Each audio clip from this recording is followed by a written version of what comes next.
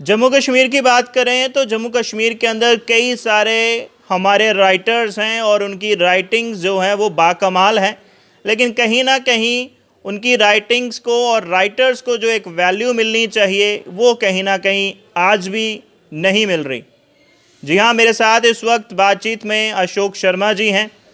जम्मू कश्मीर के जाने माने राइटर हैं। शुरुआत तो राइटिंग की 74 से इन्होंने की थी और उसके बाद बीच में ड्रॉप भी किया।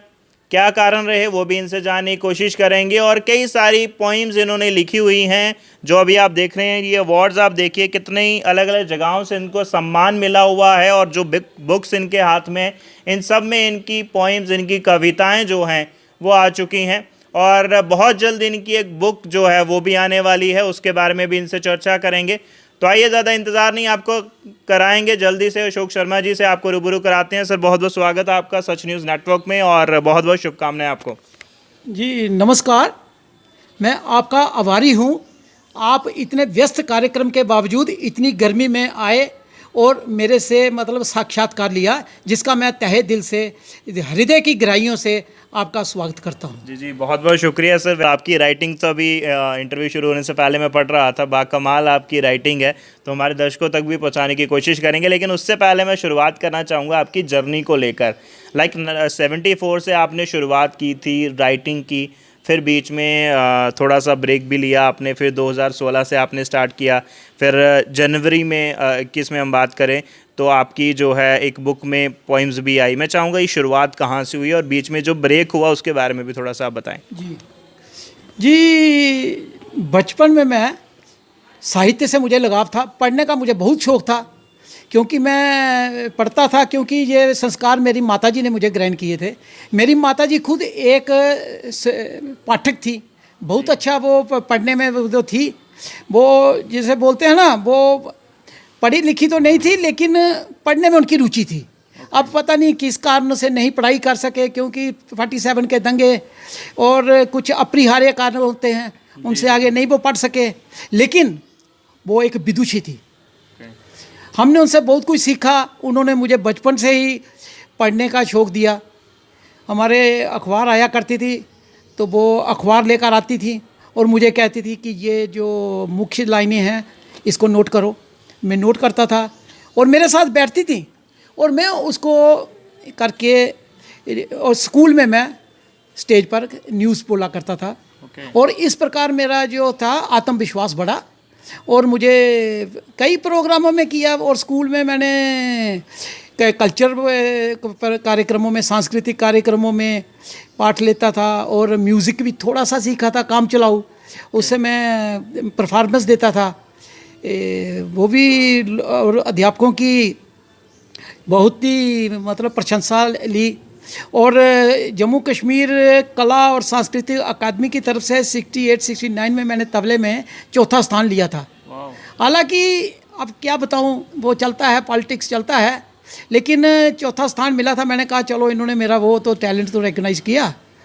तो उसके बाद फिर जी शुरू हुआ मेरा जो लिखने का सफ़र, उस पर आते हैं जी। लिखना जो शुरू किया मैंने जी 74 में मैंने शुरू किया। मैंने मैट्रिक का एग्ज़ाम दिया हुआ था 74 में। तो हमारे मोहल्ले के पास ही एक सभा, आर्य समाज का मंदिर था, आर्य समाज का हाल था। वहाँ पर एक शोक सभा थी, रामधारी सिंह दिनकर जी के मृत्यु हो चुकी थी, उनकी शोक सभा थी।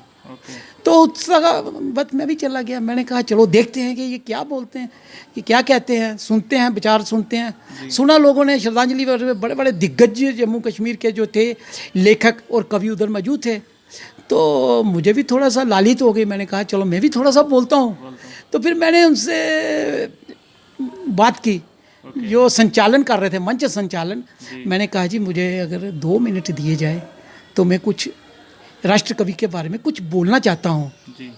उन्होंने कहा ठीक है। फिर मैंने बोला, कोई 5 मिनट बोला। अब मुझे नहीं पता कि तब की बात है, क्या बोला क्या नहीं बोला, लेकिन ऐसे लगता था जैसे साक्षात सरस्वती मेरी जीवा पर बैठ गई है। जब वो श्रद्धांजलि खत्म हुआ तो उन लेखकों ने मुझे घेर लिया और मेरी तारीफ़ करने लगे, भाई आप कहाँ थे, कहाँ से आए, क्या है वो है। और उन्होंने मुझे कहा कि आप हमारी इधर आया करो, हमारी मीटिंग होती है 15-20 दिन के बाद। हाँ, अध्यक्ष थे उस वक्त डॉक्टर ओपी गुप्त, वो यूनिवर्सिटी में हिंदी डिपार्टमेंट के अध्यक्ष हुआ करते थे और युवा हिंदी लेखक संघ होता था, वो उसके प्रधान थे। फिर मेरा उनके साथ इतने संबंध बन गए, इतने निजी संबंध बन गए, मैं उनके घर भी जाता था। उनके घर में भी मुझे वो गाइड करते थे, मार्गदर्शन करते थे, आप ऐसा लिखो ऐसा लिखो, वो मुझे बड़ा करते थे। 74 की बात है। उसके बाद मैं कॉलेज चला गया। कॉलेज में मेरी सौभाग्य था कि मुझे बड़े अच्छे प्रोफेसर मिल गए। डॉक्टर गंगादत्त विनोद, राष्ट्रीय स्तर के लेखक, कवि और महान विद्वान, प्रकांड पंडित, संस्कृत के प्रकांड पंडित, वो मेरे गुरु थे। उनके चला गया, उनसे मेरा बड़े अच्छे लिंक बन गए, उनसे प्यार मोहब्बत हो गया और वो मुझे बहुत गाइड किया करते थे। और उन्होंने मुझे राष्ट्रीय स्तर के लेखकों से ही मिलाया। एक थी डॉक्टर महादेवी वर्मा, अब बाकी मैं नाम भूल रहा हूँ, बड़े पुराने थे, रामदर्श मिश्र थे, अब मुझे याद नहीं आ रहा कौन कौन थे। काफ़ी मतलब मिला हूँ। हरवंश राय बच्चन से मैं दिल्ली में मिला था 71 में। फिर ऐसे करके जर्नी जो है वो स्टार्ट। मैं आप बता रहा हूँ ना जी। उसके बाद फिर कॉलेज में उन्होंने मुझे लिखना मतलब तराशना शुरू किया, ऐसे लिखो ऐसे करो। उसके बाद एक और प्रोफेसर थे डॉक्टर सुभाष भारद्वाज, वो भी मेरे गुरु थे, हिंदी पढ़ाते थे। फिर उन्होंने मुझे सांस्कृतिक में उसमें वो कहते यार आप इसमें आओ। फिर मैंने सांस्कृतिक कार्यक्रमों का मुझे जनरल सेक्रेटरी बनाया, सचिव। उसके बाद मुझे साहित्य सभा का सचिव बनाया। तो मैंने बड़े अच्छे तरीके से, मुझे बड़ा सपोर्ट मिला गुरुजी का, और जो मेरे दोस्त थे, मित्र थे, जो साहित्यकार थे, उनसे मिला। हम महीने में एक मीटिंग किया करते थे और मतलब आपस में विचार विमर्श कर रखा, साहित्यिक पर विचार विमर्श करते थे। उसके बाद अंतर कॉलेज प्रतियोगिताएँ होती थी, हम उधर भी जाते थे, उधर भी हम भाग लेते थे। तो मतलब काफ़ी मतलब हमने नाम मतलब कमाया। जी बड़ा जी। तो इस तरीके से जो है आपकी पूरी जर्नी जो है वो स्टार्ट हुई और धीरे धीरे 1 बाय 1 आप लोगों से मिलते गए। कई सारे गुरु आपको मिले और आस्ते आस्ते उन्होंने हीरे को जो है वो तराशना शुरू कर दिया और उसके बाद आज यहाँ पर आप जो है वो अवेलेबल हैं। सर बात करेंगे फ़िलहाल आपकी राइटिंग को लेकर। मैं चाहूँगा जो अभी एक मैं पोइम भी पढ़ रहा था, काव्य ब्रह्मांड करके जो एक बुक है, उसमें आपकी जो पोइम है, मैं चाहूँगा उसके बारे में आप थोड़ा सा बताएं, कुछ लाइनें सुनाएं और कुछ उसके बारे में जो आप बताना चाहें। जी। मैंने ये जो कविता है वो मैंने बच्चों के बारे में लिखी है जी। मैं जब भी जाता हूँ देखता हूँ बच्चे भीख मांगते हैं सड़कों पर, लोगों को रोक कर खड़े हो जाते हैं और मुझे दुख होता है कि ये क्यों हो रहा है। तो हमसे आप कहते हैं कि इनको अपनाना चाहिए। मैं संस्थाओं से बात करता हूँ, बाल संस्थाएं हैं, कई बार बात की। अब कैलाश सत्यार्थी जी थे जिनको नोबेल प्राइज़ बच्चों पर मिला, उनसे तो बात नहीं हो सकी, लेकिन उनकी जो निजी सचिव थे उनसे मेरी बात हुई थी। मैंने उनको जम्मू कश्मीर की सारी कहानी बताई कि ऐसे ऐसे बच्चे हैं। वो कहते हैं जी पूरे भारत में है। मैं पूरे भारत में है, लेकिन हमें तो जम्मू कश्मीर में नज़र आ रहे हैं ना, बाकी भी होंगे, लेकिन आप इसके लिए क्या कर रही हैं? बड़ी लुभावनाई योजनाएं बताई, ऐसे कर रहे हैं वैसे कर रहे हैं। अगर लुभावनाई योजना तो बच्चे क्यों भीख मांग रहे हैं, क्यों पीछे पीछे भाग रहे हैं, गाड़ियों के पीछे क्यों भाग रहे हैं? इसके लिए मैं दोषी समाज को ही मानता हूँ। सरकार को तो है ही है, ये सरकार का दायित्व है भाई, उनको पढ़ाओ लिखाओ, उनको करो। लेकिन संभ्रांत किस्म के जो लोग हैं, जो अमीर लोग हैं, जो हज़ारों रुपए का शराब पर खर्च कर देते हैं, क्लबों में जाकर जुआ खेलते हैं, अगर वो एक बच्चे को अपना ले तो क्या फ़र्क पड़ेगा? बिल्कुल एक अच्छा संदेश जाएगा, एक अच्छा नागरिक आप तैयार करोगे तो उसमें क्या है। ज़रूर बच्चे को आपने नशे की लत में धकेलना है, नशे की लत में धकेलना है, जहाँ चोर बाजारी करेगा वो, जहाँ क्या करेगा। इसलिए आप उसका भविष्य संवारिए। मेरा यही अनुरोध है, जो संभ्रांत किस्म के लोग हैं, जो धनिक लोग हैं, जो मतलब समाज में जो करना चाहते हैं करें। खाली महज संस्थाएं बनाकर कुछ नहीं होगा। हाँ जी, बाल कल्याण संस्था है, कैसी बाल कल्याण संस्था है कि आपको नहीं नज़र आ रहा कि बाल भीख मांग रहा है? हम रोज़ देखते हैं। बिल्कुल मैं जहाँ जाता हूँ चौराहों पर देखता हूँ बच्चों का हजूम लगा रहता है। दिन जो है जी जी। हम जहाँ भी कई बार जाते हैं, गाड़ी रोकते हैं तो आ जाते हैं 5-5 साल के, 10-10, 12-12, जिनकी पढ़ने की उम्र है, जिनको तराशने की उम्र है, उनको ये भीख मांग रहे हैं। ये तो समाज के लिए कलंक है। इस पर मैं जो है समाज के लोगों से ये अनुरोध करता हूँ कि एक बच्चा अपनाइए। जैसे एक पेड़ लगाओ तो हरियाली आएगी, लेकिन एक बच्चा अपनाओ तो पूरे समाज में चेतना आएगी, पूरा समाज जागृत होगा। और एक आप एहसान करोगे, एक बच्चे पर एक पुण्य का काम करोगे। लेकिन नहीं, देखो मेरी यही प्रार्थना है, दुआ है इन सब से कि एक एक बच्चा आप अडॉप्ट करो। अगर आप कर सकते हो, आप में तौफीक है, आप में अगर वो है, औकात है, तो आप करिएगा, ताकि एक समाज को अच्छा संदेश जा। अगर एक बच्चा भी चला जाए तो कहीं कहीं में एक बच्चे का भविष्य बन जाए तो वो गैंगस्टर बनने से रुक जाएगा। बिल्कुल बिल्कुल जी। मैं चाहूँगा राइटिंग थोड़ा आप बताएं। जी जी जी जी, मैं ये बच्चे पर ही लिखा है जी। बदनसीब है वो बच्चा, बदनसीब है वो बच्चा जो बचपन में अनाथ हो जाता है, उसका बचपन खो जाता है, प्यार लुट जाता है, जालिम समाज उसे नहीं अपनाता है, उसे ठोकरों से नवाजा जाता है। बचपन में दुलार की जगह फटकार मिलती है, भई दुत्कार उसके जीवन में जहर घोलती है। जीने के लिए रोटी जरूरी है, उसे हासिल करने के लिए भीख मांगना मजबूरी है, क्योंकि समाज ने बनाई उससे दूरी है। बचपन में संजोए सपने टूट जाते हैं, रिश्ते नाते सब रूठ जाते हैं, अपने सब साथ छोड़ जाते हैं, अनाथ होते ही बच्चों के नसीब फूट जाते हैं।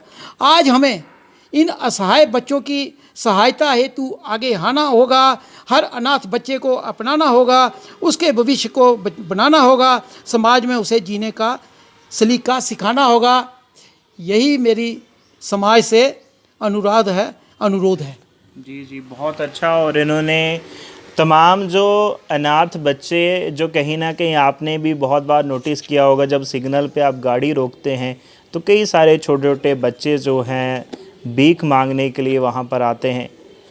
तो वो कहीं ना कहीं सर ने अपनी राइटिंग में एक समाज को भी मैसेज दिया गया है, और तमाम उन NGOs को जो कहते हैं कि हम बच्चों के लिए काम कर रहे हैं, जो अनाथ बच्चे हैं उनके लिए काम कर रहे हैं। तो जनाब, जो आप सड़कों पे जब आप गाड़ियां अपनी रोकते हैं, वहाँ पर जो आपको बच्चे मिलते हैं वो भी अनाथ हैं, उनको कौन देखेगा, उनके लिए कौन सोचेगा?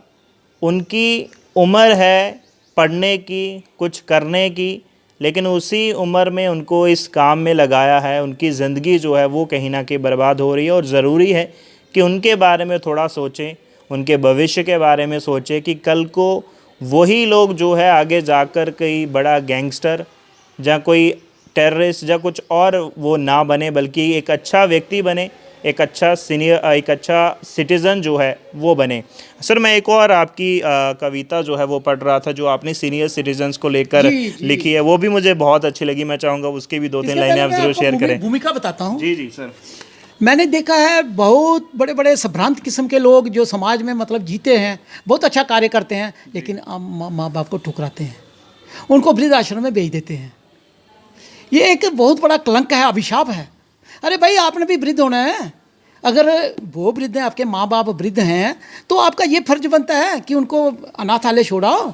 आपका ये फर्ज बनता है उनके चरण धूल कर पियो, जो आपको इस पोजीशन पर पहुंचाया है, आपको समाज में एक सम्माननीय स्थान दिया है। आप कम से कम उसका एहसान तो नहीं चुका सकते, माँ बाप का एहसान तो जन्म में नहीं चुका, लेकिन आप इतना तो कर सकते हो। लेकिन करते क्या हो? माँ बाप को अनाथालय छोड़ाते हो या घर में पिटाई करते हो। मैंने बहुत देखे हुए हैं, बहुत केस देखे हैं, और दुख होता है। और इसलिए मैं फिर उसके बारे में कुछ लिखा है। वृद्ध अवस्था वरदान है, अभिशाप नहीं। बुढ़ापा है ईश्वर का दिया हुआ वरदान।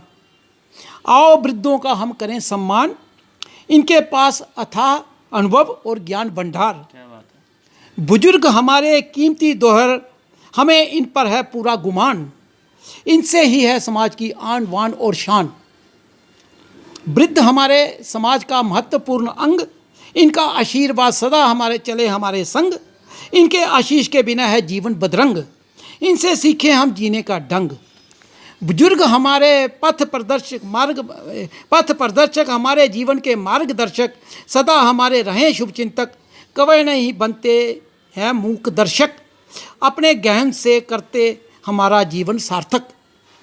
वृद्ध अवस्था में परिपक्वता आए, परिवार की जटिल उलझनें सुलझाएं, आपसी झगड़े निपटाएं, परिवार में एकता बनाएं। बुजुर्गों के बिना परिवार अधूरा, इन्हीं से है परिवार लगे भरा पूरा। आओ इनसे सीखें व्यवहारिक ज्ञान, सदा करें बुजुर्गों का मान सम्मान। क्या बात है, क्या बात है सर। आपकी राइटिंग देखकर ये लगता है कि ज़िंदगी और समाज के तमाम फेजेस को बड़ी नज़दीकी से जो है आपने देखा है और उनको महसूस किया है। सर मैं चाहूँगा एक और चीज़, जैसे मैंने शुरुआत में कहा आपकी हाल ही में एक जो है वो बुक भी आने वाली है, मैं चाहूँगा उसके बारे में थोड़ा सा आप बताएं और क्या वो सरप्राइज़ पैकेज है जम्मू कश्मीर की आवाम के लिए। ये मैंने वीर जवानों पर लिखे है, भारत के पराक्रमी वीर, ओके क्योंकि मैंने उनके साथ काम किया हुआ है और उनकी दिक्कतों को देखा, कठिनाइयों को देखा है। -50 -60 डिग्री टेम्परेचर में भी वो काम करते हैं और हमारा सारा उनके आगे झुकता है। ये एक मेरी छोटी सी उनको एक उपहार है, ये मैं उनको समर्पित करता हूँ। क्योंकि मैंने देखा है जब भी फौज वाले, हम जब घरों में सोए होते हैं तो वो पहरा दे रहे होते हैं माइनस टेम्परेचर में, और सियाचिन ग्लेशियर में हमारा एक प्रोग्राम बना, हमने जीओसी साहब से परमिशन ली, उन्होंने बड़ी परमिशन, लेकिन हम उधर पहुंच नहीं पाए। ओके इतनी दुर्गम स्थितियां, इतना वो बेस कैंप तक नहीं पहुंच पाए, तो आम जनता क्या करेगी। और धन्य हैं वो लोग जो देश की रक्षा कर रहे हैं और गोले बारूद को डटकर सामना कर रहे हैं। एक बार तो हम गोला बारूद के बीच में फंस गए थे, उधर लेह के पास एक चालुंका पोस्ट है, चालुंका पोस्ट के सामने ही पाकिस्तान का बॉर्डर था, हमें नहीं मालूम था। उन्होंने तो परमिशन दे दी थी घूमने के लिए, ऑडिट वालों से थोड़ा सा प्यार भी होता उनको, तो हम चले गए। तो उधर से पाकिस्तानी के उधर से गोले आ रहे थे, फिर उन्होंने हमें सुरक्षित स्थान पर पहुँचाया। ओके तो मतलब तब उन्होंने गोलाबारी का जवाब दिया। पर ये रोज चलता है, लेकिन देखिए ना, अगर सैनिक हैं तो हम जिंदा हैं, अगर सैनिक ही नहीं है तो हम क्या करेंगे, हमारा तो कुछ भी हो सकता है। इसलिए सैनिक जो है हमारे सम्माननीय हैं और इनका मैं बहुत सम्मान करता हूँ। ये भारत की आन बान और शान है, भारतीय वीर है तो हम जिंदा हैं, नहीं तो हम शब समान हैं। बिल्कुल सही बात कही। और कहीं ना कहीं हमारे वीर जवान जो कहीं ना कहीं बॉर्डर पे खड़े रहते हैं और उन्हीं के कारण जो है हम अपने घरों में, अपने परिवार में बड़े सुकून से जो है रात को सोते हैं।